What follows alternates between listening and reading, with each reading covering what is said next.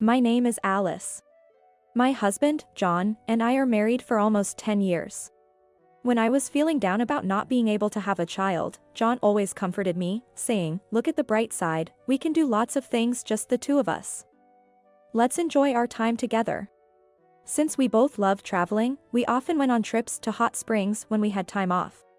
We were enjoying our life together, just the two of us, childless as we were. I thought these happy days would last forever, until that day. I work in the office of a nursing home. That day was nothing different to any other day. I was busy working from the morning. While working, I was thinking about what to make for dinner, maybe mashed potatoes and soup, since I still had some potatoes and beans left. That's when it happened. Alice. My boss, Daniel, suddenly called out to me loudly. I wondered if I had made a mistake, and quickly replied, yes, but I couldn't help feeling tense. As I started to walk towards Daniel's desk, he, looking quite alarmed, came running towards me instead and said, "It's an emergency. Your husband." What? What happened? Your husband fainted at work. You should go to the hospital immediately. Don't worry about your job here. I rushed to my car and drove to the hospital as fast as I could. My heart wouldn't stop racing all the way. We had a normal conversation just this morning, and I saw him off as usual. Please be safe. I prayed as I drove with tears. The hospital was only a 15-minute drive away, but it felt incredibly far. As soon as I arrived, I ran to the reception desk. Then, I was led to the designated treatment room. "John." I called out, but my voice didn't reach John. I was too late. In the eerily silent treatment room, only the sound of medical equipment echoed. Looking at the faces of the doctor and nurses, I realized what had happened. The doctor approached me and said, "You're his wife, aren't you?" "I'm so sorry, your husband." I collapsed, crying on the spot. It seems he had a heart attack. They explained more, but I couldn't hear anything else. I couldn't believe I'd never see John again. We promised to always be together, but that promise was broken now. The reality was hard to accept. This must be a dream. John must be playing a surprise on me. These thoughts were going around my mind. Next thing I knew, I had passed out. When I woke up, I was in a hospital room. Beside me were my worried parents. "Alice, are you okay?" My mom asked gently, holding my hand. "Why am I in a hospital?" "Oh, right, I heard that John had fainted." And then, John was. As I remembered everything, still dazed, I started to cry. Seeing me like that, my mom hugged me with tears in her eyes. I cried out loud. I don't know how long I had cried. I kept crying, realizing I had to accept the reality. John was to never come back. I bit my lip and vowed in my heart not to cry anymore, thinking that John would be sad if I didn't say goodbye to him. The funeral arrangements were prepared by John's parents. John's father, Steve, did most of the work, since John's mother, Martha, seemed as exhausted as I was. God can be so cruel to take him so suddenly. My friends who came to the funeral said as they cried, "Alice, you don't have to hold back your tears." But all I could say was, "Thank you." Inside, I wanted to cry too. As his wife, I had to greet his friends and colleagues. And I had decided not to cry today, as I needed to say my final goodbye to John. While greeting the guests, I noticed a woman I had never seen before. She was petite and very beautiful. I thought she might be one of John's colleagues and went to greet her. "Excuse me, are you a colleague of my husband?" I asked. She replied, "Yes, I worked with John." "I see, John was very grateful for your support," I said. But before I could finish, she interrupted me. She said, "I'm sorry to bring this up so suddenly, but I'm 4 months pregnant with John's child." Excuse me? I was unable to comprehend what she had said. Seeing me in shock, she snorted a laugh and continued.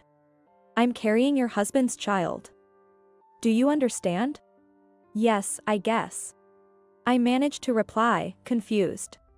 My mind went blank, not knowing what to do. Steve had noticed something was wrong and said to the woman, "Are you one of my son's colleagues?" Thank you for coming today. Oh. Are you John's father?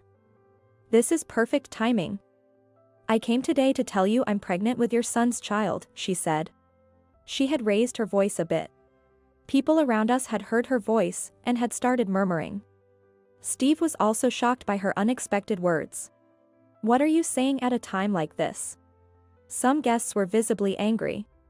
Then the woman said, I'm saying this because it's this occasion. I'm carrying John's child. This means I'm entitled to inheritance, right? Everyone was speechless at her unthinkable statement. We were still in the middle of the funeral. Obviously, it wasn't the time to discuss inheritance. Hey, young lady. What are you saying? Stop it right now. John's boss tried to stop the woman. Even the rights for the house and all the assets belong to my child, since my child has a right to inheritance. She continued, unfazed. She kept on causing a scene, regardless of what anyone said or even her bosses attempted to stop her. Then she made an unbelievable claim. John and I were in love. He always said he would divorce and be with me. This child is the proof of our love. She shouted for all to hear. At that moment, Martha, noticing the commotion, came over and asked, What's going on? What's all this about? The woman approached her, rubbing her belly, and said with a smile, This is the only grandchild you're going to have since your daughter-in-law couldn't have one. Aren't you happy? Martha was shocked into silence. Seeing this, I thought to myself. John's parents must have wanted a grandchild and might be swayed by the news. But Steve said firmly, Enough of this. It's my son's funeral. Consider the feelings of those around you. Leave right now. He seemed really angry, with veins popping on his forehead. I can't believe it. The woman was shaken by Steve's shouting. Maybe she thought saying she had his grandchild would make them accept her. Then she started saying, Why are you yelling at me? A daughter-in-law who can't have children is useless, right? I must be more suitable as a wife. That's right, isn't it? John doesn't need such a wife like her. It's all your fault, and tried to grab me. But she was quickly stopped by the people around her. Stop it. I'm pregnant. Let me go. Don't touch me, the woman screamed. At that moment, Martha began speaking to the woman. Is it really my son's child? If so, we have to share the inheritance, don't we? That's right. Finally, someone understands, the woman said, with her eyes shining. But to inherit, we'll need a DNA test. My son isn't here anymore, so we need to confirm. That couldn't be a problem if the child is really John's, right? Martha asked with a smile. No need for a DNA test. We were truly in love, the woman replied as she started to tremble. You're shaking, are you okay? Did something happen? Martha moved towards her, staring at her with cold eyes. The woman's face turned red. Then Martha's expression changed and she said, Causing a scene at my son's funeral, claiming that the child is my son's, you know what will happen if it turns out the child is not my son's child, right? Intimidated by her fierceness, the woman couldn't respond and finally broke into tears. We really were in love. She sobbed, still insisting on her story. Enough already. How disgraceful. My son would never love someone like you. I know he loved his wife very much. Martha scolded her, embracing my shoulder. We want to say goodbye to my son in peace. Could you please leave now? Can her boss take her away? John's boss dragged the woman out, and we were able to proceed with the funeral, which ended without any other incidents. After the funeral, I finally felt the reality that John was no longer with us. I cried alone, looking at our photos, for all the tears I had held back. Later, John's boss came to my house to apologize about the woman. From what he said, it seems she had unrequited feelings for John. She didn't care about what others thought of her and aggressively pursued John. She would always try to be near John at social gatherings, which made her feelings for him quite obvious. But John never cared. John's boss and colleagues had warned her, but she wouldn't listen, and everyone eventually gave up. His boss apologized, saying they regretted not intervening more. But the fault lay not with the company, but with that woman. I told him I was suing her for defamation.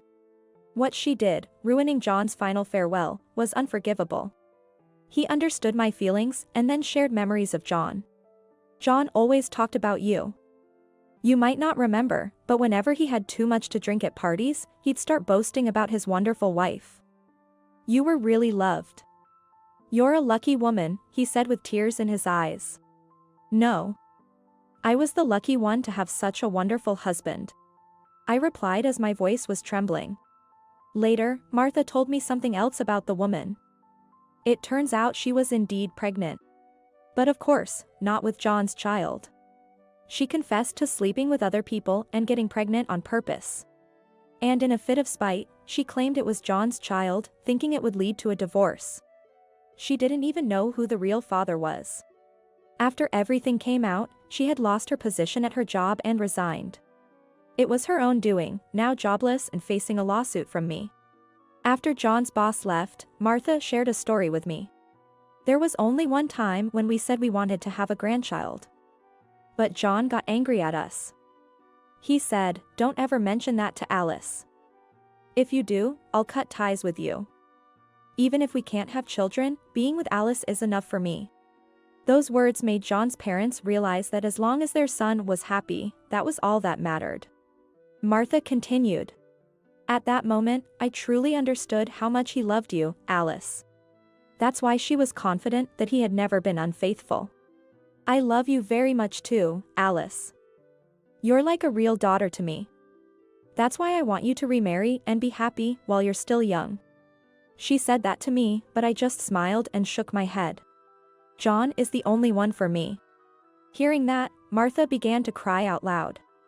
I embraced her, and we both cried together. Years have passed since then, but I still think about John all the time.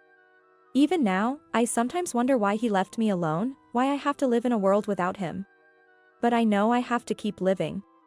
John was an only child, and his parents must be feeling lonely without him. I wanted to do my part in filial duty in place of John. Today is John's parents' 40th wedding anniversary. I surprised them with a cake. And as a gift, I arranged a trip for them to enjoy together. John's parents were very happy. I thanked them for giving birth to and raising John.